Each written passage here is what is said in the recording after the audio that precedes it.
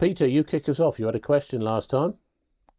Well, I may have already forgotten the question. No, it was to do with what's the natural environment or some what such. is the environment? Because if you look up the definition, which we don't have to, because I don't know the definition, but I think the environment is pretty much everything.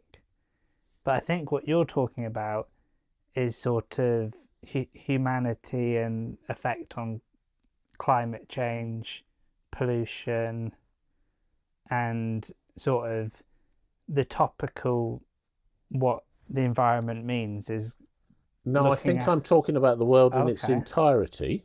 So, so I would be talking about the natural structures, the mountains and the lakes and the rivers and what's in them. I'll be talking about the volcanoes and the weather patterns and how we use the resources that God's given us and the variety of them and the wildlife that's there, the seas, the rivers, the skies, the clouds, the whole gamut of what he created, or I believe God created. Right, I get it now. You've got, if you imagine a 2x2 grid, you've got God, humanity, environment, and then, personhood or something. And you've got environment.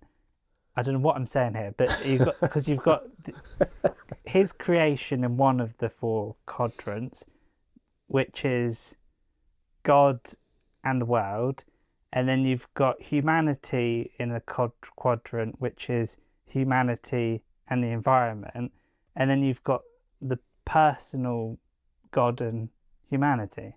Do you get that? There's four categories. Well, I think isn't that roughly what that was? That I'm just trying to describe that. Yeah, I think so. That's where you get it from. Yeah. It makes sense. I think we're on the same wavelength. Yeah, I'll have to listen back to this and check if I have for next time. So that's your environment question. I want to do a little follow-up to last time as well. I'm going to mention what could be junk food or could be more than that. Some books that are not Christian at all. These are 3 books by, and I think they've been in lots of different bookshops over the last few years, and you might have seen some of them. It's a journalist called Tim Marshall, who's got lots of experience of travelling the world and seeing lots of the different situations that humans exist in and cultures, and the geography, but a bit about the environment as well. And he wrote a book, The Prisoners of Geography, 10 maps that tell you everything you need to know about global politics. And this one was 10 maps that reveal the future of our world, the power of geography, and another one, Divided, why we're living in an age of walls. And these have been really helpful for me as I've dipped into them. You can see I've still got bookmarks in various places on these. For getting an idea of the kind of what people call geopolitics, which is obviously working itself out a bit at the moment in the conflicts that have been happening. So this is a really big topic, and I'd like to say that some people might see this as kind of just junk food.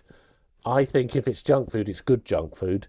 You don't have to believe everything in it, but you can learn from things like this. So I'm throwing these books in, but I want to come back to the original verse we said at the start for today, Psalm 24:1. Yeah. In all of this world, it said, what did it say? The Lord basically created everything.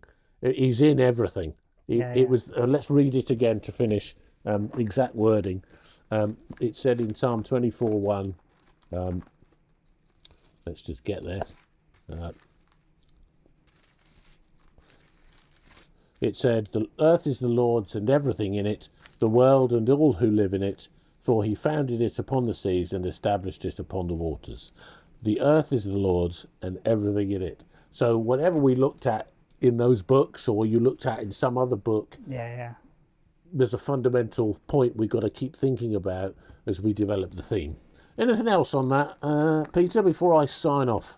I've got Prisoners of Geography on audiobook.